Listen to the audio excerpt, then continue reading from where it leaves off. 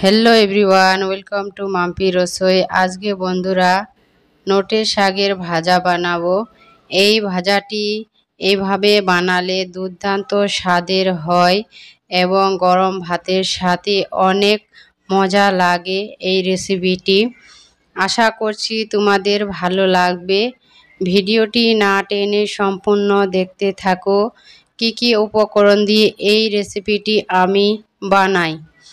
এখানে আমি শাক নিয়েছি বন্ধুরা, দেখতেই পাচ্ছ। ভালোভাবে পরিষ্কার করে এটাকে ভালোভাবে ধুয়ে নিয়েছি।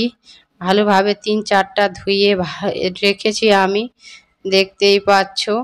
এ পর্যায়ে আমি কিছু মশলা এখানে কেটে নিয়েছি বন্ধুরা, দেখতেই পাচ্ছ। কাঁচা লঙ্কা, পেঁয়াজ কুচি, রসুনের কোয়া, টমেটো। এইভাবে রান্নাটি করলে অসাধারণ লাগে। এখন আমি গ্যাসে একটা কড়াই বসিয়ে একটুখানি তেল অ্যাড করেছি। এখন আমি পেঁয়াজ কুচি, কাঁচা লঙ্কা, রসুনের কোয়া এই সম্পূর্ণ দিয়ে দেব। দেওয়ার পরে এটাকে ভালোভাবে আমি নেড়ে চেড়ে ভেজে নেব। এটাকে ভালোভাবে ভেজে নিতে হবে বন্ধুরা।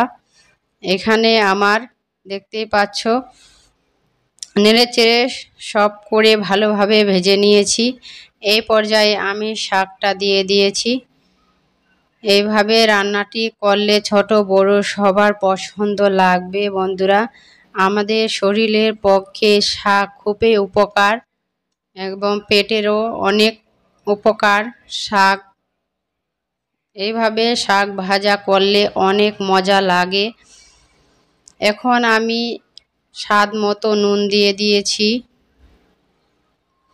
এভাবে আমি 2 মিনিটের জন্য ঢাকনা দিয়ে এটাকে রান্না করে নেব।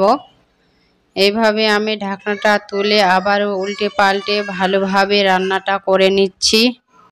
এখানে বন্ধুরা একটা জিনিস খেয়াল রাখবেন, গ্যাসটাকে হাই ফ্লেমে রাখবেন না, গ্যাসটাকে লো ফ্লেমে রাখবেন, না হলে পুড়ে যেতে পারে। এই কাজটি সময় ধরে করতে হবে।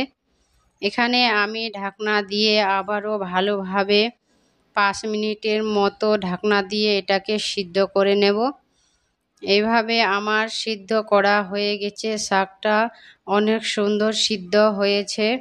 এইভাবে এই রান্নাটি করলে অনেক সুন্দর লাগে বন্ধুরা।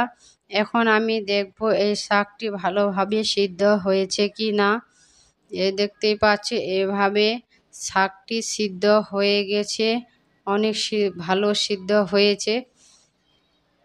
এখানে আমার রান্নাটা হয়ে গেছে, দেখতেই পাচ্ছ। এখন আমি একটা প্লেটে এই রান্নাটি তুলে নিচ্ছি। তোমাদেরকে যদি আমার এই ভিডিওটি ভালো লাগে লাইক দিয়ে বন্ধুদের কাছে শেয়ার করে দেবেন। নতুন বন্ধু হয়ে থাকলে সাবস্ক্রাইব করে রাখবেন। কে কোনখান থেকে দেখছেন কমেন্ট বক্সে কমেন্ট করে জানাবেন, যাতে তোমাদেরকে ধন্যবাদ দিতে পারি।